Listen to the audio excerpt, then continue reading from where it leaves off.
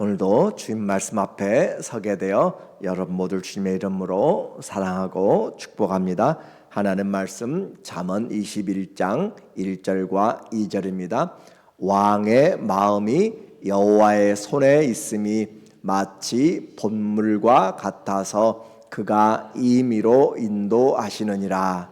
사람의 행위가 자기 보기에는 모두 정직하여도 여호와는 마음을 감찰하시느니라.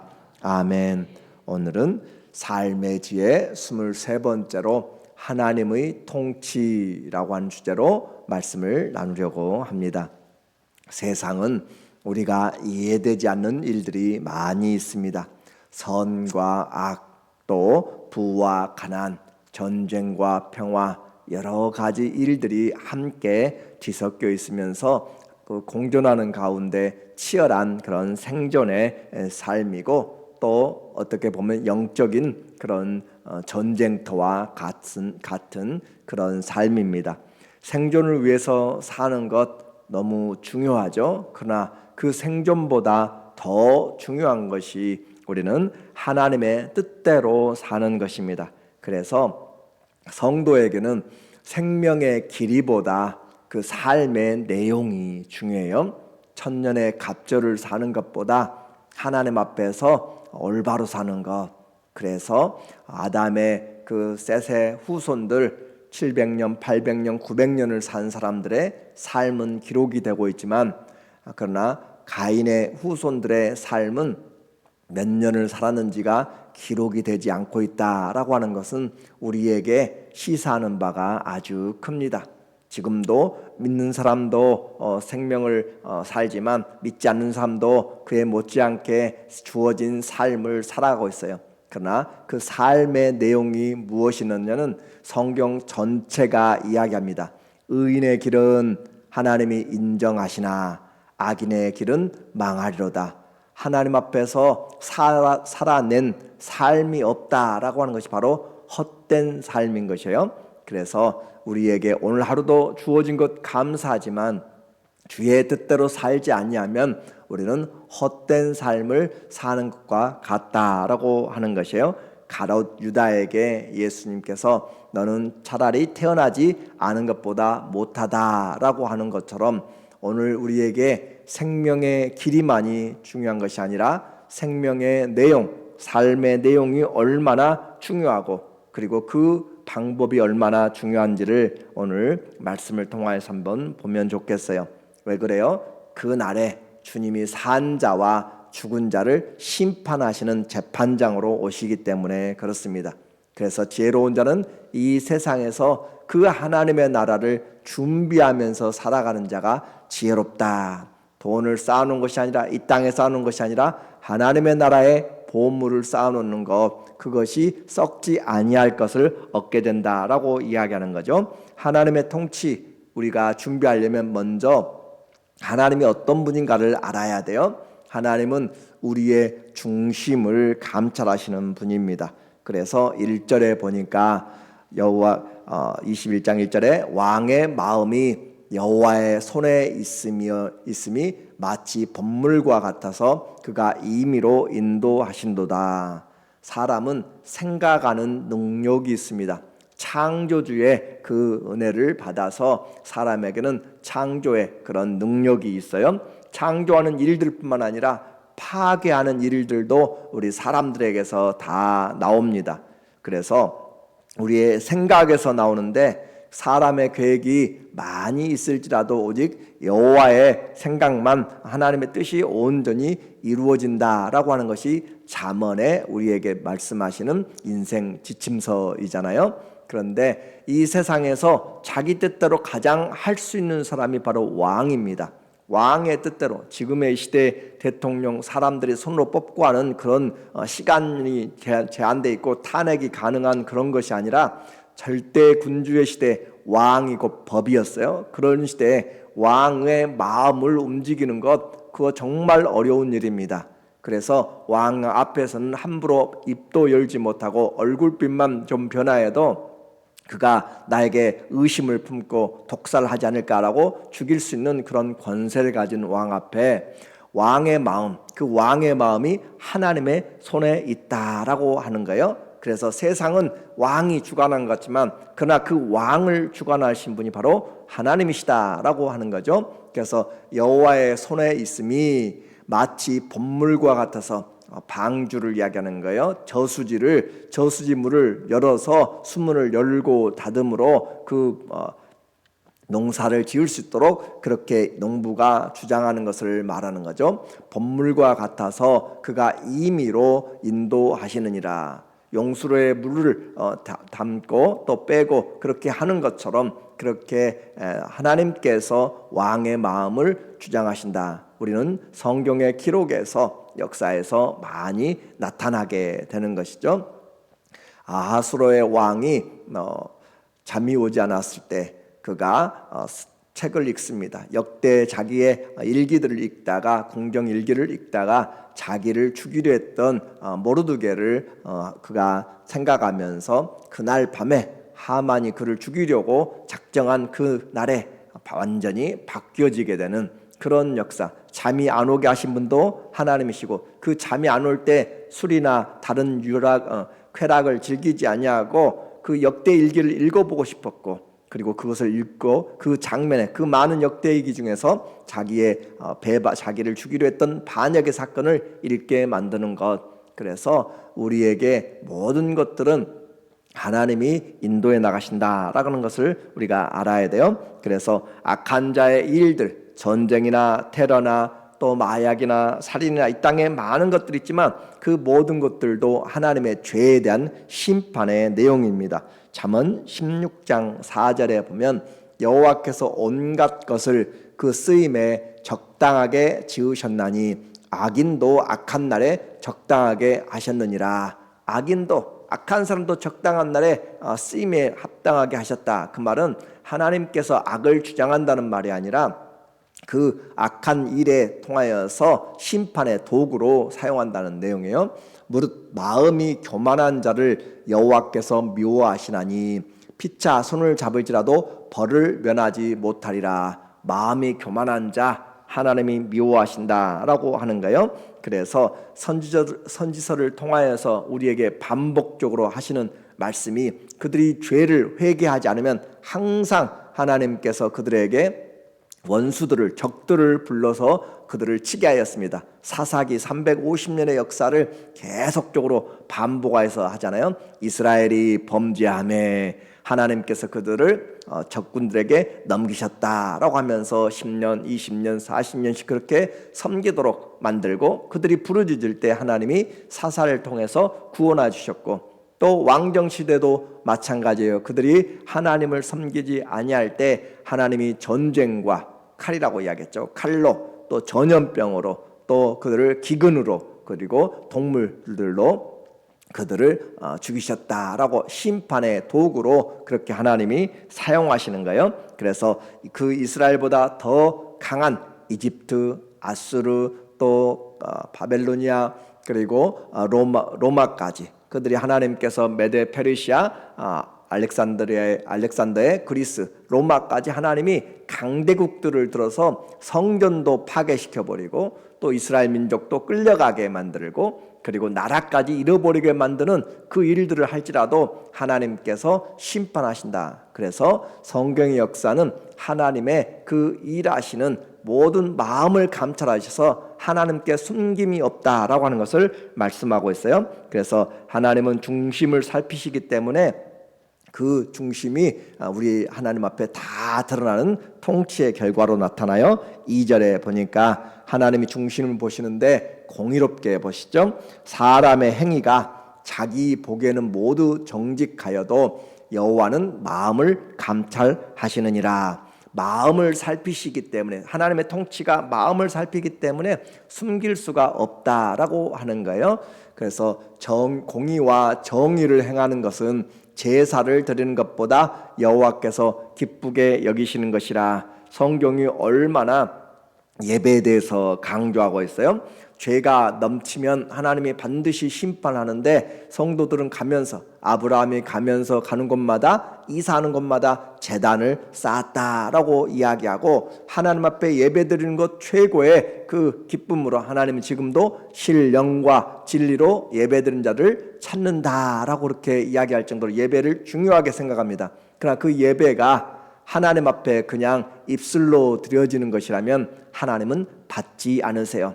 이스라엘이 말라기 시대까지 예배가 없어서 번제가 없어서 하나님이 심판한 것이 아니라 번제를 드리고 예배를 드리되 하나님을 가볍게 만홀히 여기고 속이기 때문에 하나님 앞에 가야 될 것을 제대로 하지 아니하고 또 하나님을 섬기되 그냥 몸만 왔고 그들의 행위는 전혀 변하지 않았기 때문에 그래서 심판이 따르는 거죠. 하나님 앞에 공의와 정의를 행하는 것이 제사 드린 것보다 여호와께서 기쁘게 하신다. 우리의 삶이 곧 예배고 예배가 삶이다라고 하는 것을 오늘 한번 다시 기억을 하면 좋겠어요. 그래서 하나님의 통치는 마음을 감찰하시는데 그 마음을 어떻게 해요? 공의롭게 하나님이 감찰하신다라고 하는 거예요.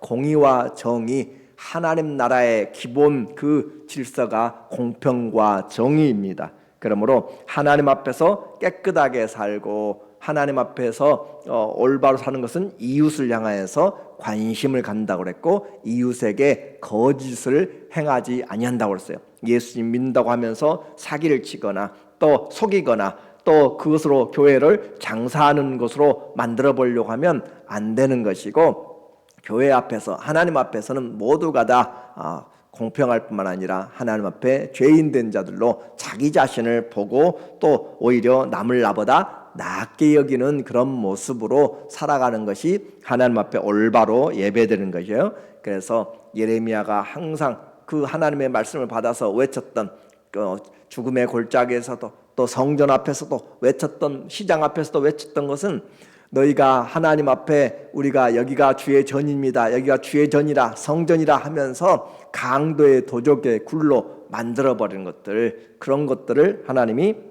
예레미야를 통하여서 심판한 거죠. 그래서 기억해야 될 것은 예배 너무 중요해요. 세상과 비교할 수 없는 예배요. 가는 곳마다 예배를 드려야 돼요. 그런데 그 예배에 삶이 따르지 않으면 우리는 종교생활 의식화가 된 그런 것으로 끝난다. 그것을 화석화라고 이야기하죠. 점점 굳어져서 돌같이 되어서 융통성도 없고 그 생명이 없는 예배가 생명이 없다는 것은 와서 찬송도 하고 기도도 하고 말씀을 듣고 헌금도 하고 봉사도 하는데 삶이 변하지 않는 로봇가 하는 그런 것 같이 되어버린 것을 가장 하나님이 경계하신다라고 하는 거예요. 오늘도 우리가 이 자리에서 말씀을 듣는 것은 내 마음이 강팍해진 것을 잘라내고 부드러운 할례를 받는 것이고 귀가 교만한 것을 할례를 받아서 부드럽게 하는 것이고 하나님 앞에 나의 모든 것들이 다 드러나면서 주님 내가 여기 있으니 나를 주님의 도구로 사용하여 주세요 라고 회개하면서 부드러운 주님의 마음을 갖는 거예요. 그래서 하나님의 뜻은 분명합니다. 미가서 6장 8절에 여러분이 너무나 잘 알고 있는 우리 그리스도인의 삶의 모습이에요.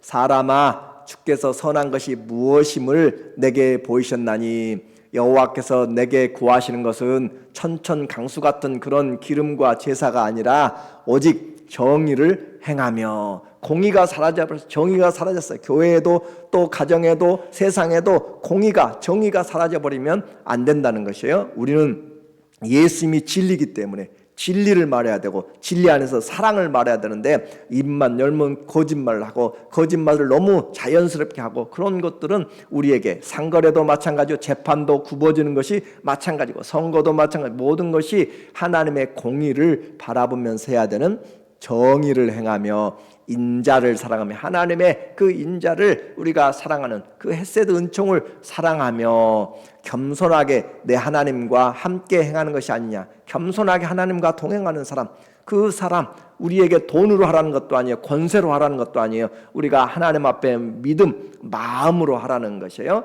그래서 내가 가져도 겸손하게 없는 것처럼 내가 없어도 너무 비굴하지 아니하고 하나님 앞에 모든 것을 가진 것처럼 이거는 외식이 아니라 하나님에 대한 믿음 앞에서 내게 능력 주시면 우리는 모든 것을 할 수 있고 내가 다 가져도 하나님이 안 계시면 아무것도 할 수 없는 것이고 우리를 내세우는 것은 자랑할 것은 권세와 돈과 건강이나 어떤 내 위치가 아니라 너희는 오직 그리스도와 그 그리스도의 십자가를 인하여서 자랑하라. 자랑할 자는 주 안에서 자랑하라. 우리는 예수님을 자랑하고 그 사랑의 십자가를 자랑하는 것이지, 내가 가진 것을 자랑하려고 하면 그것은 올바른 삶이 아니라 교만하게 된다. 정의를 행하며 인자를, 하나님의 그 성품이죠. 인자를 사랑하며 겸손하게 하나님과 함께 동행하는 것. 우리의 삶도 오늘도 주님과 동행하는 거잖아요. 그것보다 더 큰 축복이 없어요. 한 걸음 한 걸음 주 예수와 함께 날마다 걸어가는 그 동행, 그 동행에 주님이 함께하기 때문에 보는 것도 절제해야 되고, 귀를 기울이는 것도 주님이 원하신 대로 가면서 주님이 행하시는 것. 그래서 사람이, 하나님은 우리를 선하게 만드셨지만 사람이 악한 꾀를 낸 것이라 라고 이야기해요. 그래서 하나님은 그 악한 일과 사람들에 대하여서 심판을 하시는데 전능자의 지혜로, 전능자의 능력으로 그렇게 하나님이 심판하신다는 사실을 우리는 기억을 해야 됩니다. 8절에 보니까 죄를 크게 범한 자의 길은 심히 구부러지고 깨끗한 자의 길은 고들이라. 또 의로우신 자는 악인의 집을 감찰하시고 악인을 환란에 던지시느니라. 의로우신 자는 하나님이시죠. 하나님은 악인의 집을 감찰하신다. 하나님이 눈동자처럼 뜨고 모든 지금 CCTV가 다 돌아가고 있는 것과 같이 하나님이 지금 불꽃 같은 눈으로 감찰하시고 악인을 환란에 던지시느니라. 15절, 정의를 행하는 것이 의인에게는 즐거움이요 죄인에게는 패망이라. 정의를 행하는 것, 진리를 말하는 것, 의인들에게는 즐거움이고 기쁨이지만 악인들은 거짓을 밥 먹듯이 하는 것이고 거짓을 자기 것처럼 만들어가지고 하는 것, 거짓의 아비가 사단이기 때문에 그러는 거예요. 그래서 우리 입술은 더러운 말은 입 밖에도 내지 말고 오직 덕을 세우는데 소용된 대로 선한 말하여서 듣는 자들에게 은혜를 끼치게 하라라고 이야기했잖아요. 어리석은 말, 누추한 말들, 음담패설들 다 하지 말고 하나님 앞에 덕을 세우는 말, 그렇게 하면서 아무도 하나님의 공의를 불의하다, 하나님 내가 억울해요 라고 할 수가 없다는 거예요. 왜 그래요? 하나님의 나라의 기초는 공의와 정의라고 했습니다. 그리고 하나님 우리의 중심을 살핀다고 그랬고, 하나님이 그 살피는 가운데 하나님께서 전능하신 지혜로 능력으로 심판하시기 때문에 그래요. 그러나 하나님의 의를 사랑하고 추구하는 자들에게는 생명을 얻게 되고 영광을 얻게 됩니다. 21절, 공의와 인자를 따라 구하는 자는 생명과 공의와 영광을 얻느니라. 우리의 삶에 결국 기다리고 있는 것은, 지금은 좀 억울하고 지금은 좀 힘들어도 좁은 길, 생명의 길, 공의로운 길, 정직한 길, 섬기는 길을 가게 되면, 공의와 인자를 따라 살아가면 생명이 있고 또 공의로움으로 나타나고 영광을, 하나님이 존귀와 영광으로 관을 씌워주시는 것. 이제 하나님의 통치가 마음을 살피시는데 공의롭게 하나님이 통치하시고 전쟁도 주관하시는 분입니다. 이 땅의 가장 큰 마음이 왕의 마음이라고 했어요. 이 땅의 가장 큰 재앙이 바로 전쟁입니다. 전쟁은 큰 두려움이에요. 천재지변은 하나님이 노아 홍수 이후에 심판 때까지 하나님이 지키시기 때문에 그렇게 큰 격변은 없을 것입니다. 하나님이 씨를 뿌리고 거두도록 또 해가 가면서 하나님이 지켜주세요. 그것은 불심판의 때까지 지금 지켜주신다라고 무지개를 통하여서 언약을 하신 것이죠. 그러나 전쟁은, 인류는 전쟁의 역사처럼 어마어마한 전쟁이에요. 우리나라만 해도 900여 차례의 전쟁이라고 그랬고 이스라엘도 900여 차례 전쟁하는 것처럼 그렇게 수많은 전쟁의 일들로 되어졌습니다. 지금도 수백 수천 명이 하루에 죽어나가고 있는 그런 전쟁의 내용이죠. 전쟁은 사람이 얼마나 악한지를 보여주는 최고의 사단의 그런 계획 가운데서 발휘되고 있는 것이에요. 그래서 악함이 인간의 모든 존엄성을 다 죽이고 그렇게 하면서, 하지만 그러나 하나님의 능력, 하나님의 지혜를 당할 수가 없습니다. 30절에 보니까 지혜로도 못하고 명철로도 못하고 모략으로도 여호와를 당하지 못하느니라. 싸울 날을 위하여 마병을 예비하거니와 이김은 여호와께 있느니라. 그 말은 왕의 마음도 하나님이 그 저수지의 물처럼 다루지만 전쟁도 하나님께서 하나님의 손안에 있다라고 하는 것이에요. 여기서 잘 기억할 것은 탁월한 구상을 한다고 해서 하나님을 대적하지 못하고 전쟁에서 승리와 자기 자신의 생명도 어느 누구도 장담하지 못합니다. 아합은 자기가 죽으리라 라고 하는 미가 선지자의 말을 듣고 왕복을 벗어버리고 변장하고 군병들로 옷을 바꿔가지고 전쟁터에 들어갔지만 결국 우연히 누군가가 쏜 적의 화살에 자기 갑옷의 이음새를 뚫고 맞아서 결국은 죽게 되는 것이에요. 아무리 변장을 하고 아무리 숨고 그렇게 해도 하나님이 정하신 것은 벗어날 수가 없다라고 하는 거죠. 전쟁이 하나님께 속하였고 생명도 하나님께 속하였는데 우리는 그래서 전쟁에 내가 이겼다고 해가지고 삶이 정의롭다 그런 말은 아니에요. 말씀드린 것처럼 하나님은 바벨론을 통하여서 이스라엘을 치기도 하시고 그 많은 오히려 악의 도구로 악한 날에 쓰임받도록 전쟁의 도구로 사용할 수도 있기 때문에 전쟁의 승패로만 우리는 하나님의 공의를 볼 수가 없고 단지 하나님이 죄에 대해서는 심판하시는 것으로 그리고 우리가 만약에 그렇게 패배를 했다 만약에 어려움을 당했다 그럴 때는 회개함으로 하나님 앞에 연단 가운데 돌아오는 것으로 그렇게 하나님 앞에 나가면 되는 거예요. 그래서 주님이 우리에게 통치하시는 것 그래서 지혜로운 자는 이 하나님의 통치가 있음을 우리가 알면서 살면서 하나님을 경외하게 되는 거죠. 이제 우리는 주님 앞에 작은 일부터 다스림을 받아요. 4절에 보니까 눈이 높은 것과 마음이 교만한 것과 악인이 형통한 것은 다 죄니라. 악인이 잘 사는데요 부러워하지 말라고 그랬잖아요. 악인이 쌓아놓은 진수성찬에 참여하지 말라.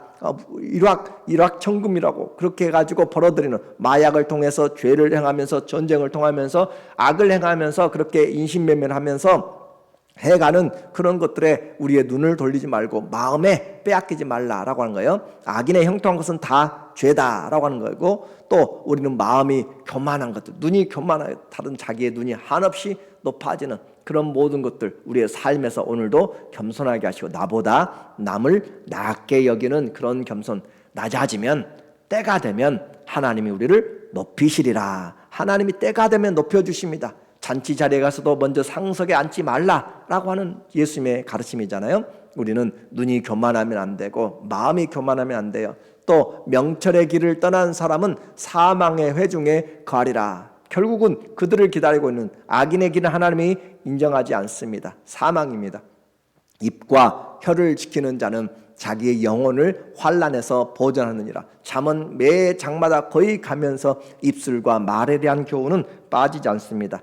오늘 이제 우리가 오늘을 사는 이유는 남은 때를 하나님의 뜻대로 사는 것이 길이가 문제가 아니라 얼마 남았는지가 중요한 것이 아니라 하나님 앞에 그 남은 날 남은 때를 하나님의 뜻을 행하게 하시고 그것이 우리에게 베드로전서 4장 2절에 있는 것처럼 하나님의 뜻을 행하는 그것이 우리에게 가장 중요합니다. 중심을 보시는 그 하나님 앞에 예배도 중요하지만 삶이 예배요 예배가 곧 삶으로 그래서 로마서 12장 1절에 있는 것처럼 형제들아 내가 하나님의 모든 자비하심으로 너희를 권하노니 너희 몸을 하나님이 기뻐하시는 거룩한 산제사 드리라. 이것이 너희의 드릴 영적인 예배니라.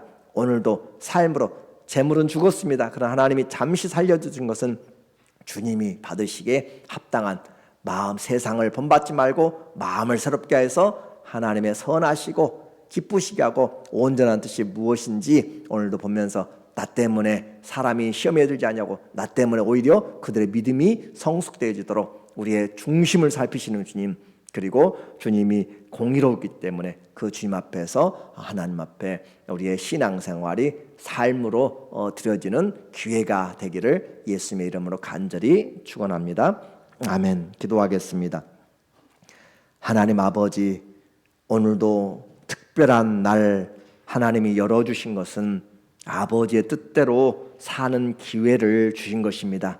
하나님 앞에 헛된 인생 살아가지 않도록 때마다 일마다 도와주시고 내 마음의 중심이 주님 앞에 다 드러나는데 주님 보시기에 공의롭게 인자를 사랑하며 겸손히 하나님 앞에 하나님과 함께 동행하게 도와주시옵소서. 끝까지 충성된 은혜의 삶으로 주님이 겸손하게 인도하실 것을 감사하며 예수님의 이름으로 기도합니다.